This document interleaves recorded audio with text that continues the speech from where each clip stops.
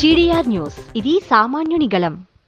ప్రపంచవ్యాప్తంగా పొంచి ఉన్న ఆర్థిక మాంద్యం ముప్పును దృష్టిలో ఉంచుకుని దేశవ్యాప్తంగా ప్రతి ఒక్కరూ పొదుపును ఒక జీవనశైలిగా మార్చుకోవాలని మాజీ TTD chairman, YSR Congress party senior నేత బొమ్మన కరుణాకర్ రెడ్డి పిలుపునిచ్చారు.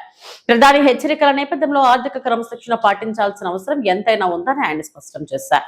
తిరుపతిలో 10 కిలోమీటర్ల సైకిల్ యాత్ర ప్రజల్లో పొదుపుపై అవగాహన కల్పించేందుకు బొమ్మన కరుణాకర్ రెడ్డి వినూత్నంగా స్పందించారు. ఈ మేరకు తిరుపతి నగరంలో 10 కిలోమీటర్ల మేర సైకిల్ యాత్ర నిర్వహించారు.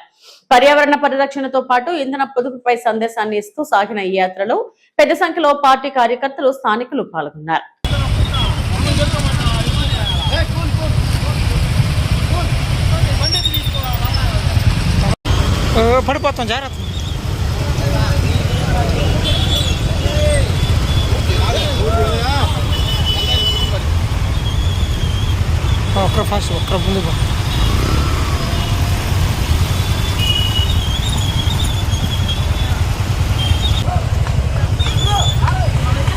సైడ్ అన్నా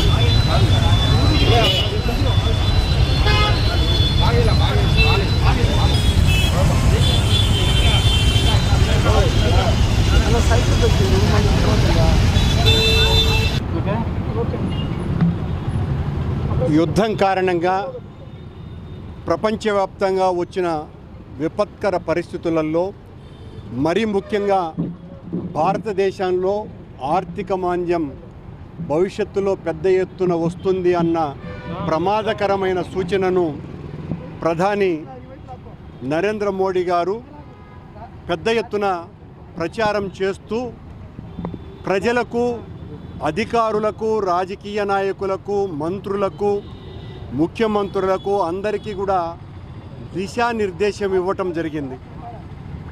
అందరూ కూడా పొదుపును పాటించాల్సినటువంటి అవసరం ఉన్నది. అది ఇంధనం కానీ, ఎలక్ట్రిసిటీ కానీ, జీవన విధానంలో కానీ అనేక విషయాలలో పొదుపును పాటిస్తే తప్ప భవిష్యత్తులో పెద్ద ఎత్తున మన దేశం ముఖ్యంగా సంక్షోభంలో కూరుకుపోయేటువంటి ప్రమాదం ఉంది అన్న హెచ్చరికతో ఆయనతో పాటు దేశంలో ఉండేటువంటి అందరూ కూడా దాన్ని ఆదర్శంగా తీసుకోవాల్సినటువంటి అవసరాన్ని గుర్తింపజేయటానికి, మరీ ముఖ్యంగా పవిత్ర పుణ్యక్షేత్రమైన తిరుపతిలో మనమందరము కూడా ఈ పొదుపు ఉద్యమాన్ని ఒక ఉద్యమ రూపంగా తీసుకురావాల్సినటువంటి అవసరాన్ని, ఆ సందేశాన్ని అందించటం కోసమనే నేను ఈరోజు దాదాపు 10 కిలోమీటర్ల పాటు సైకిల్ తొక్కి ఒక సందేశం ఇవ్వటానికి ఈ కార్యక్రమాన్ని తీసుకోవటం జరిగింది. అందరూ కూడా పొదుపు పాటించాలి. ఇది ఏ ఒక్కరికో, ఏ ఒక్క రాజకీయ పార్టీకో సంబంధించిన విషయం కాదు. 140 కోట్ల మంది భారతీయులందరి సమస్య.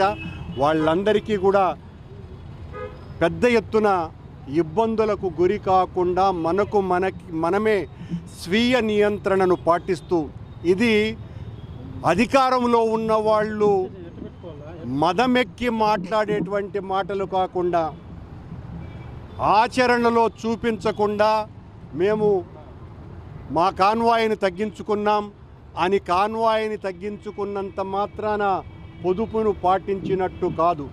ప్రతి విషయంలోనూ కూడా ప్రభుత్వాన్ని పరిపాలించే వాళ్ళు అన్ని విషయాలలో వాళ్ళ కుటుంబం దగ్గర నుంచి వాళ్ళ అనుచరుల వరకు ప్రతి ఒక్కరికి కూడా ఈ పొదుపు అన్నది ఏంటి, ఇంధనాన్ని ఏ రకంగా పొదుపు చేయాలి, విద్యుత్తును ఏ రకంగా పొదుపు చేయాలి, మన ఆర్థిక అవసరాలను ఏ రకంగా కుదించుకోవాలి, ఇవన్నీ కూడా పాటించి ఆదర్శంగా నిలిచినప్పుడే ప్రజలకు అది అర్థమవుతుంది.